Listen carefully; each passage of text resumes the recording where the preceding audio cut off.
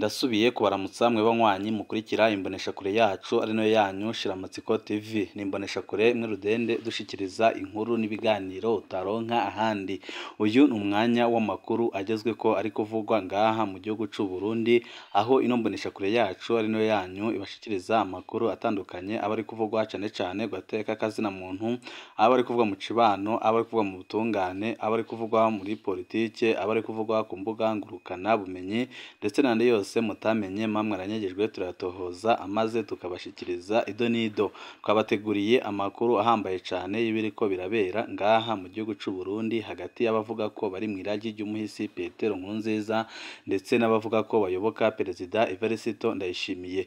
Ibintu ntibyoroshe ngaha mu gihugu c'u Burundi nyuma yaho hamaze iminsi itari mike havugwa ubwoba bwa kudeta, aho Perezida Evariste Ndayishimiye haswe gutembagazwa ku butegetsi bikozwe na Prime Niyongabo arongoye igisoda c'u Burundi, mu gihe Prime Niyongabo yari amaze kumenya inkuru ibabaje cane yuko Perezida Evariste Ndayishimiye agerageje kumukura mu mabanga, ariko Gervais Ndirakobuca bataziranda kugarika umushiranganje wa mbere w'igihugu c'u Burundi akanga gusinya ku ikete rikura amabanga Prime Niyongabo.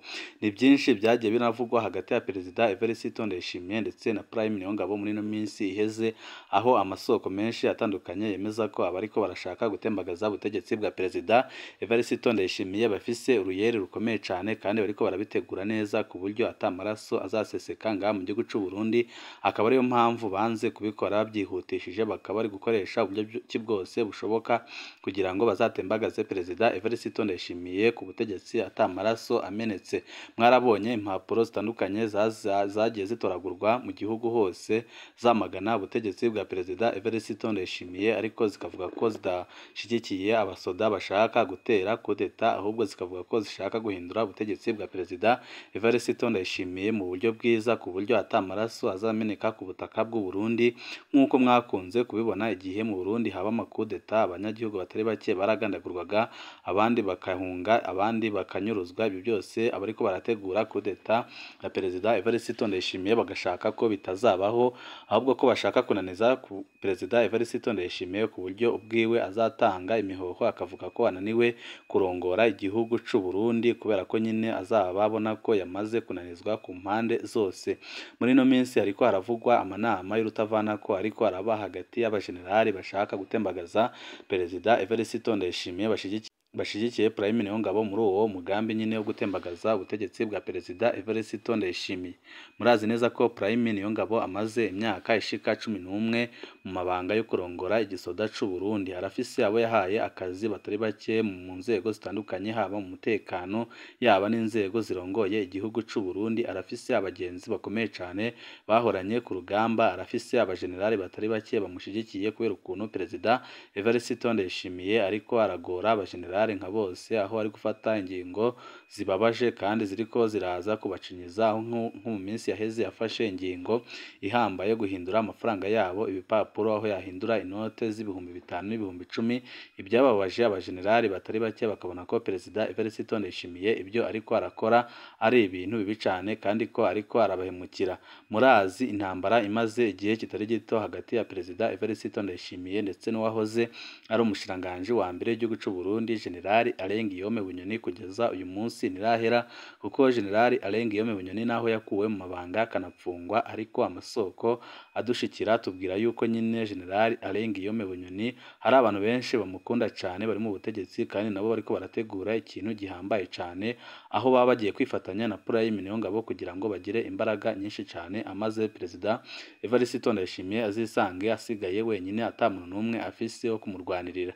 Murazi intambara zimaze igihe kitari gito hagati y'umukuru w'igihugu c'u Burundi General Evariste Ndayishimiye ndetse n'umunyamabanga w'umugambwe ku butegetsi Colonel Reveriyano Ndikuriyo, aho nabo ibintu bitoroshe na gatoya, kuko Reveriyano agaragara nk'umuntu avuga ko nyine umugabo yari umuhisi Petero Nkurunziza, akavuga ko Perezida Evariste Ndayishimiye yari umutunyi ku rugamba, akavuga ko atabishasha ashobora guhindura ngaha mu gihugu c'u Burundi, akavuga ko ahubwo icyo ariko ararondera ari kubasamburira umugambwe.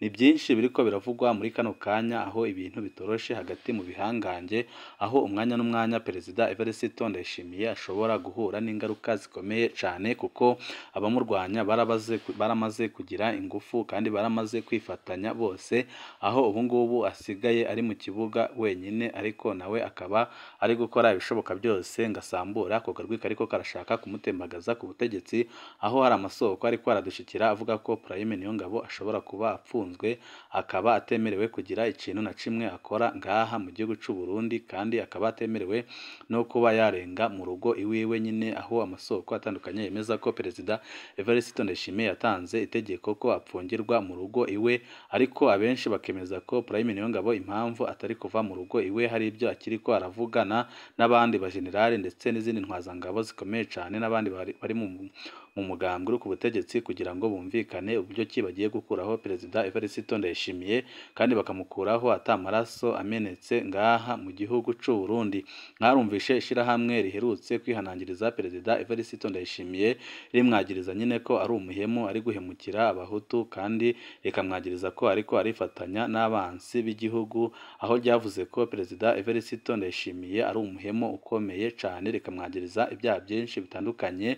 Mwarumvishe nyine ko iryo shirahamwe ryegamiye abavuga ko bari mu iragi ry'umuhisi Petero Nkurunziza, aho barundi batunguwe bumvishe ishirahamwe nk'iryo ngiryo ryubahuka guha gasopo umukuru w'igihugu ibitamenyerewe muri leta y'u Burundi. Hari amakuru menshi atandukanye tugiye kubashikiriza arabana n'ibiriko birabera ngaha mu gihugu cy'u Burundi.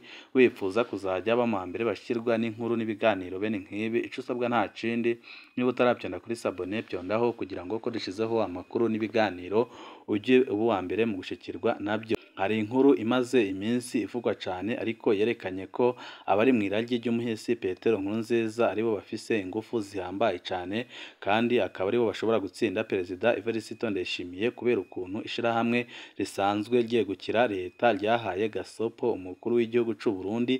Ibyo bikaba byarateye abanyagihugu batari bake ubwoba, bakavuga ko ibi bintu biriko biraba ngaha mu gihugu cy'u Burundi ari ibintu biteye isoni cyane, kandi ari n'ibintu biteye ubwoba, aho ishirahamwe rya leta ryatinyutse guha gasopo Perezida Evariste Ndayishimiye rikanamwagiriza ibintu byinshi bitandukanye, aho bamwagirije nyine ko nawe naramuka adakoze ibyo bariko baramusaba azaba yifatikanije n'abakozeho nyabwoko mu mwaka w'1972. Mu butumwa butangaje buriko burahanahanwa ku mbuga ngurukana bumenyi, ishirahamwe bimenye Burundi Communication Center rimenyesha ko niyo Perezida Ndayishimiye yagera ku kwezi kw'igenekerezo rya 25 ukwezi kwa 12 2023 atarashira umukono ku itegeko ryemeza ihonyabwoko ryakorewe abahutu mu mwaka w'1972 rizoca rimufata nk'umuhemu yifatanije n'abakoze ihonyabwoko. Muri ubwo butumwa baratomora neza ko bimenye ariyo yibukije. Ubwo butumwa bw'iminota 5 buherekezwa n'indirimbo yakundwa cyane na Perezida Nkurunziza, indirimbo bashimira Imana yabakuye mu bugarangwa. Amateka y'u Burundi ni ibintu bidasanzwe kubona habaho ishirahamwe ryemewe na leta kandi ryegereye leta riha gasopo umukuru w'igihugu rikamwita umuhemu, rikabandanya rikora ataco ryinona. Iryo shirahamwe ryishingikira gutyo rikura hehe ingufu? Bega iryo shirahamwe ryagiriza iki Perezida Ndayishimiye? Ubwo butumwa bushobora gusigura iki muri kino gihe cy'ibihuha bivuga umugambi w'itembagazwa ry'ubutegetsi bwa Ndayishimiye? Bimenye ishirahamwe ryigisha urwango ariko rishigikiwe n'ibihangange mu butegetsi bwa CNDD-FDD. Ishirahamwe bimenye Burundi ryavutse mu kiringo ca gatatu ca Nkurunziza.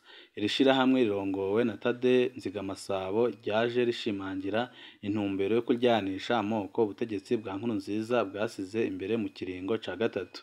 Ikintu ca mbere cababaje Perezida Nkurunziza kwabaye kubona abahutu n'abatutsi bafatana mu kwamagana ikiringo ciwe ca gatatu.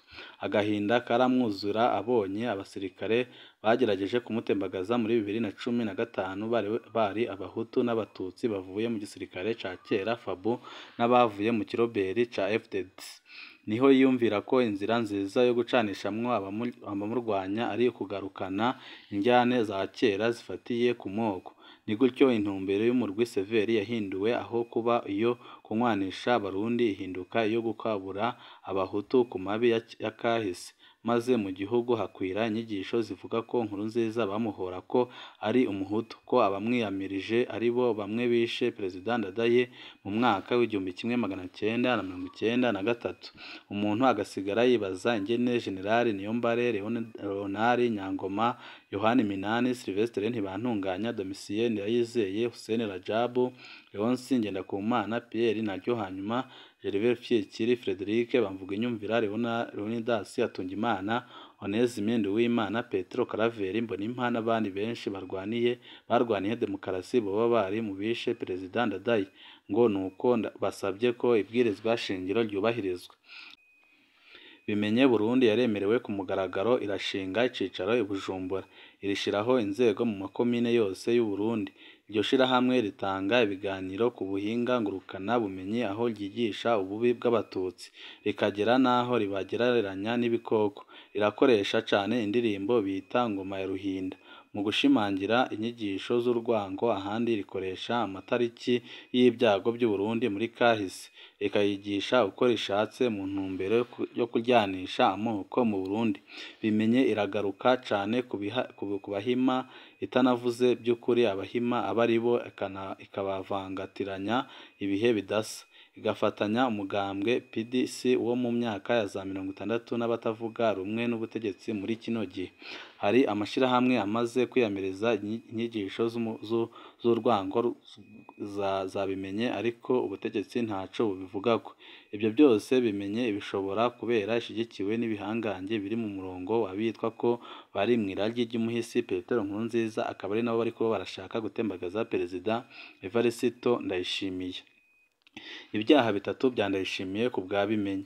Ubutumwa bwa Bimenye bwagiriza Perezida Ndayishimiye ibyaha bitatu bikomeye: kwifatanya n'abakoze ihonyabwoko ry'abahutu. Bimenye yemeza ko Perezida Ndayishimiye yanse gusinya itegeko ryemeza iryo honyabwoko mu gihe ryamaze kwemezwa n'inama nkenguzamateka na nshingamateka. Aha mu bisanzwe Bimenye iba iriko yibutsa intumbero ya Petero Nkurunziza yo kwemeza iryo honyabwoko muri Mudamukiza 2022, igihe bukwa imyaka 50 y'amagume yo mu mwaka w'1972. Evariste Ndayishimiye kugeza ubu ntiyashimye kunyarutsa umugambi ucanishamwo amoko. Umurwi Severi wa Ndayicariye washaka ko binyaruka kwemezwa, Ndayishimiye aba arasakwamo mabisi. Icya kabiri, bamwagiriza kwihakana ubwoko bw'abahutu mu kuvuga ko ngo mu Burundi nta moko ariho. Ubutumwa bwa Bimenye busaba Perezida Ndayishimiye kwemeza ko ubwoko bw'abahutu mu Burundi buriho. Igitangaje ni uko ubwo butumwa bumusaba kwemeza ko hariho ubwoko bw'abahutu bukihoza ayandi moko yose. Ntawe uzi ko Bimenye yipfuza ko Uburundi bwitwa igihugu c'abahutu gusa. Niyo bavuga amabi ya kahise muri iryo shirahamwe basa n'aberekana ko yakorewe abahutu gusa. Icya gatatu, bagiriza Perezida Evariste Ndayishimiye bamwagiriza guta umurongo wa demokarasi akayisubiriza iterambere. Ubutumwa bwa Bimenye bwagiriza Perezida Ndayishimiye ko ari mu murongo wa aprona yahora yigisha amajambere. Bimenye isaba Ndayishimiye kuva mu nyigisho z'iterambere akaguma mu rugamba rwa demokarasi ruranga CNDD-FDD. Hano biragoye gutahura iyo demokarasi bavuga ibitajana n'iterambere iyo ariyo nyine, biratangaje rwose. Izi nyigisho zisigura iki muri kino gihe cy'injyane zivugwa mu butegetsi bwa CNDD-FDD, aho umukuru w'igihugu, umukuru w'intwaramiheto Prime Niyongabo ndetse n'umunyamabanga mukuru w'umugambi uri ku butegetsi bariko barashamirana ku rugero rwo hejuru. Hano harashoboka ibintu bibiri. Birashoboka ko ari inyigisho z'abagwanya Perezida Ndayishimiye bariko barategura abarundi ku byo bazomwagiriza, hamwe bashobora kumutembagaza ku butegetsi. Bisigura ko bariko baragerageza kumukurako abahutu bakamwita waguzwe n'abatutsi.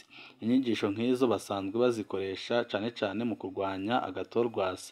Bisanzwe bizwi ko bimwe mu byo abagwanya Ndayishimiye bakoresha ari kwagiriza ko ariko akorana n'u Rwanda.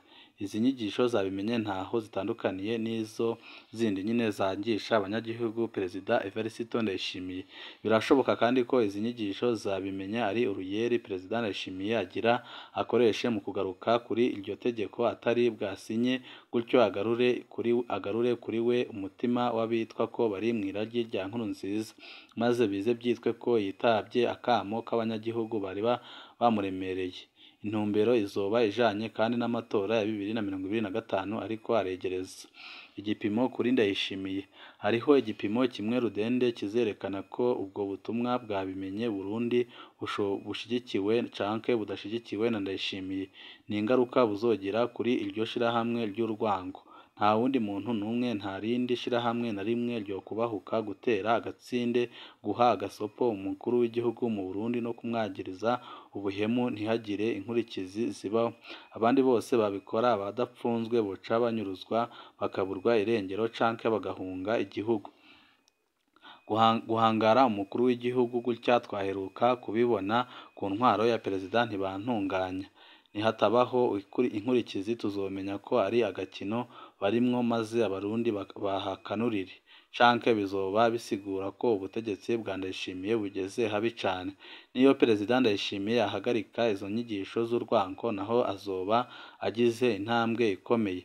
Uko biri kose izi nyigisho zibandanya kwerekana ko ubutegetsi bw'u Burundi burimwo ibibazo bikomeye cane, aho nyine Perezida Evariste Ndayishimiye amaze kwangwa n'abanyamugambwe nka bose, ariko kugeza ubu ngubu Perezida Evariste Ndayishimiye akaba ashigikiwe n'abanyagihugu bato bato biganjemo nyine abantaho nikora, ariko abo banyagihugu bato bato bikaba bigoye ko hari icyo bamufasha mu gihe ariko aranyinyurana n'ibihangange nka byose mu mugambwe ku butegetsi, aho nyine bamwagereza ko ariko arashaka gusambura umugambwe kandi bakamwagiriza ko yaguzwe n'abatutsi kugira ngo abakorere. Ibyo byose bikaba biriko biravugwa mu gihe Perezida Evariste Ndayishimiye we avuga ko ari gushaka kuzana impinduka mu gihugu, yikuraho abavuga ko bari mu iragi ry'umuhisi Petero Nkurunziza kugira ngo abashe gutunganya igihugu c'u Burundi. Hari amakuru menshi atandukanye aba ariko aravugwa ngaha mu gihugu c'u Burundi, niyo tuba turiko turabatohoreza tukabashikiriza umwanya n'umwanya. Wifuza kuzajya bamambere bashikirwa n'inkuru n'ibiganiro bene nk'ibi, ico usabwa nta cindi, niba utaravyonda kuri sabone byondaho kugira ngo ko dushizeho amakuru n'ibiganiro ujye uba uwa mbere mu gushikirwa nabyo. Ibihe byiza nibyo ndabipfurije banywanyi bacu.